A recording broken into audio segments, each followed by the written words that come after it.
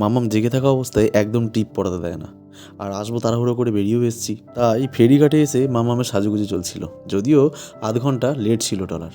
নমস্কার সবাইকে, নতুন একটি ব্লগে সবাইকে স্বাগত। যেহেতু ট্রলারটা লেট, চলুন একটু এদিক ওদিক ঘুরে দেখা যাক। দেখতেই পাচ্ছেন ভাটা পড়ে গেছে, বিকেলের জোয়ারে এগুলো আবার ঠিক ডুবে যাবে।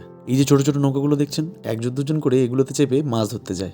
ফেরিঘাটের পাশেই একটা আশ্রম ছিল, খুব সুন্দর, কারণ সামনে অগাধ জমি, আর জমিতে পুরো সবুজ হয়ে পেঁয়াজ চাষ হয়েছে, আর তার মাঝে মাঝে কুমড়ো শাক বসানো রয়েছে। দেখতে খুব সুন্দর লাগছে। শুধু তাই নয়, ওই দিকটা গেলে দেখা যাবে কিছুটা অন্তর মাঝে মাঝে লাল শাকগুলো বসানো রয়েছে। তারপর হঠাৎ করে চোখ গেল এই বট গাছটার দিকে। গাছটি বেশ বড় হয়ে গেছে, আর মানুষও হয়ে গেছে। আসলে এই গাছগুলোর নামেই তো এলাকাগুলোর নাম হয় ছোট ছোট করে।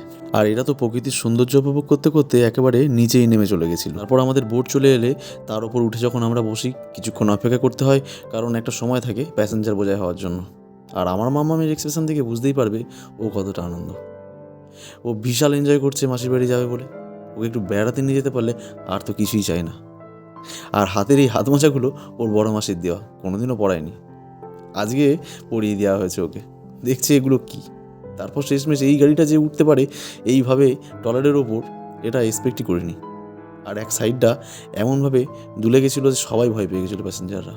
তারপর আর কি, মাম্মামের সাথে খুনসুটি করতে করতে আর গঙ্গা দেখতে দেখতে দুজন মিলে বাপ বেটিতে পার হচ্ছিলাম নদী। বেশ কয়েকদিন একা থাকতে হবে ভেবে মনটা গতকাল থেকে খুবই খারাপ করছিল। এরপর যে কদিন ও মাসির বাড়ি থাকবে সে কদিনই ওই ভিডিও কল ছাড়া আর উপায় নেই।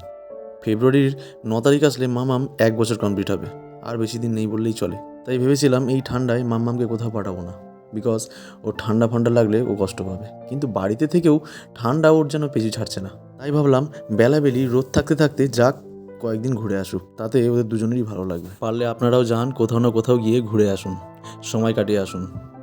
ঠিকঠাক ব্লগ ছাড়তে না পারায় আমি আপনাদের কাছে বরাবরই ক্ষমা প্রার্থী। আজ তবে এইটুকুনিই রইল। দেখা হচ্ছে নেক্সট কোনো ব্লগের সাথে। ভালো থাকবেন সবাই, টাটা।